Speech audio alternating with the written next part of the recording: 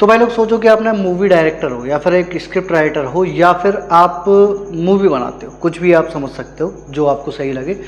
आप ना एक करेक्टर लिखते हो किसी लेडीज़ को लेके या किसी जेंट्स को लेके, और फिर उसके बाद में फिर पता लगता है कि वो ना आपका चूतिया काट गया, समझ रहे हो। अभी ना मैं बात कर रहा हूँ संदीप रेड्डी वांगा सर के बारे में और दीपिका पादुकोण के बारे में। संदीप रेड्डी वांगा ने उस टाइम पे एक मूवी की स्क्रिप्ट लिखी थी, पर वो एक मूवी करने वाले थे प्रभास के साथ, और उसमें दिखने वाली थी दीपिका पादुकोण। दीपिका पादुकोण 2024 में ज्वाइन करने वाली थी वो, क्योंकि संदीप रेड्डी वांगा का जो एम था, एक जो माइंड सेट था, वो था दीपिका पादुकोण का करेक्टर, यानी कि वो जो करेक्टर था मेल लीड में एक्ट्रेस का, वो देना चाहते थे या फिर वो देखना चाहते थे दीपिका पादुकोण को उसके अंदर। लेकिन 2024 में प्रेगनेंसी की कुछ न्यूज़ वगैरह चल रही थी, या फिर आप बोल सकते हो कि उनकी डिलीवरी वगैरह होने वाली थी, या फिर और भी कई कारण थे, लेकिन वो प्रेगनेंसी के आसपास का ही औरत था, तो उन्होंने उसको मना कर दिया। और मूवी का जो शूट था वो 2024 में जो स्टार्ट होने वाला था, वो स्टार्ट होने वाला है अभी 2025 में। लेकिन 2025 में एक न्यूज़ निकल के आती है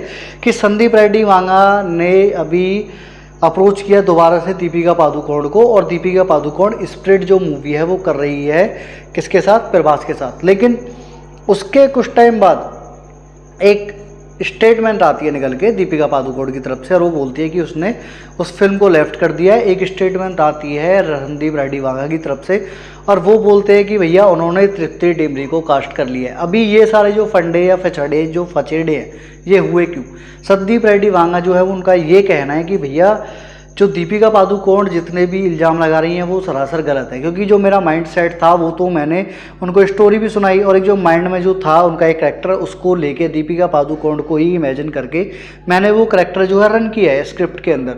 लेकिन अभी लास्ट टाइम पे वो कॉल आउट कर रही हैं, या फिर बैक आउट जा रही है, या फिर बैक फ्रंट पे जा रही हैं, तो हमें काफ़ी ज़्यादा प्रॉब्लम हो रही है। अभी उनका ये कहना है कि उनकी कई सारी प्रॉब्लम्स है। एक तो उनका जो एक अमाउंट है, साइनिंग जो अमाउंट है उनका मूवी का, वो लगभग 25 करोड़ के आसपास बताया जा रहा है, और वो बोल रहे हैं कि वो डिमांड कर रही हैं कि मान लीजिए 25 करोड़ के आसपास आप उनको एक साइनिंग अमाउंट देते हो, उसके बाद में एक होता है कि मान लीजिए 4 महीने शूट चलेगा, और वो है कि भाई 4 महीने के बाद और जितना टाइम लगेगा तो उसका वो पर डे चार्ज करेगी। तो वो भी एक जो है वो एक्सेप्टेबल है, वो समझ में आता है कि चलो ठीक है ये भी कर लेते हैं। उसके बाद में उनका एक और है कि भाई साहब वो दिन में 6 या 8 घंटे ही काम करेगी, उसके ज़्यादा वो काम नहीं करेगी। और भी कई सारी जो शर्तें हैं जो कि ना मानने वाली थी, वो निकल के आई थी संदीप रेड्डी वांगा की तरफ से, जो कि उन्होंने बताया कि दीपिका पादुकोण ये सब चाहती है जो कि हम नहीं कर सकते। कुछ टाइम बाद उन्होंने इवन यहाँ तक बोला कि जो फिल्म है उसके अंदर मेरे को शेयर भी चाहिए, समझ रहे हो आप, पैसा का पैसा चाहिए, शेयर का शेयर चाहिए। तो इसकी बहन की मजे मजे, हमको तो बस पैसा चाहिए। ये दीपिका पादुकोण का एक थॉट था जो कि वांगा सर ने यहाँ पर क्लियर किया है। अब दीपिका पादुकोण ने जो स्टेटमेंट दिया था, मूवी को लेफ्ट करा था जिस टाइम पे, उनका ये कहना है कि उन्होंने मूवी को इसलिए लेफ्ट करा है क्योंकि मूवी के अंदर काफ़ी ज़्यादा बोल्ड सीन है।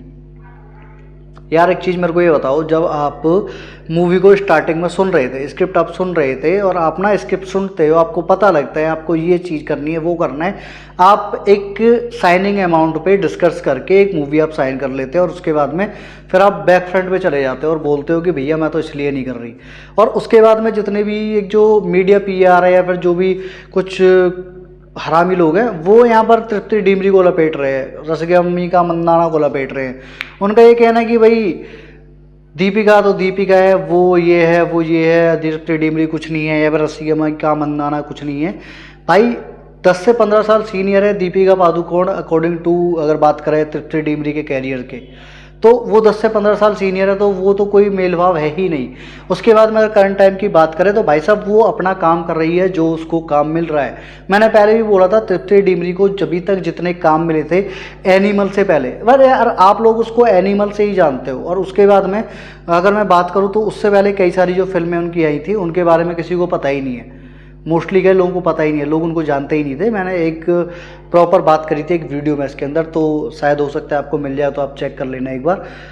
आप क्या सोचते हो, मतलब क्या होना चाहिए? मेरे को लग रहा है कि यार ठीक है, जो हो गया सो हो गया, क्योंकि अगर ऐसा होता है तो अभी वांगा सर को ना पूरी की पूरी जो स्क्रिप्ट है वो चेंज करनी पड़ेगी, क्योंकि वो ऑलरेडी स्क्रिप्ट सुना चुके हैं। और उनका एक स्टेटमेंट ये भी आया था जो अकॉर्डिंग टू न्यूज है, तो उन्होंने ये बोला है कि वो जो स्टोरी या फिर जो स्क्रिप्ट उन्होंने दीपिका पादुकोण को सुनाई थी उस टाइम पे, तो उनको ये है कि उसका कुछ जो पार्ट है वो लीक हो चुका है। अब वो कितनी स्टोरी लीक हुई है, किधर से लीक हुई है, वो कन्फर्मेशन नहीं है, लेकिन हाँ ये है कि कुछ जो स्टोरी है वो लीक हो गई है, तो ऑब्वियसली दीपिका पादुकोण की तरफ से ही हुई है, तो दीपिका पादुकोण ने ही करी है। अभी के लिए, आज के लिए इस वीडियो में इतना ही। मिलते हैं बहुत जल्द एक नई वीडियो में नए टॉपिक के साथ, तब तक के लिए बाय।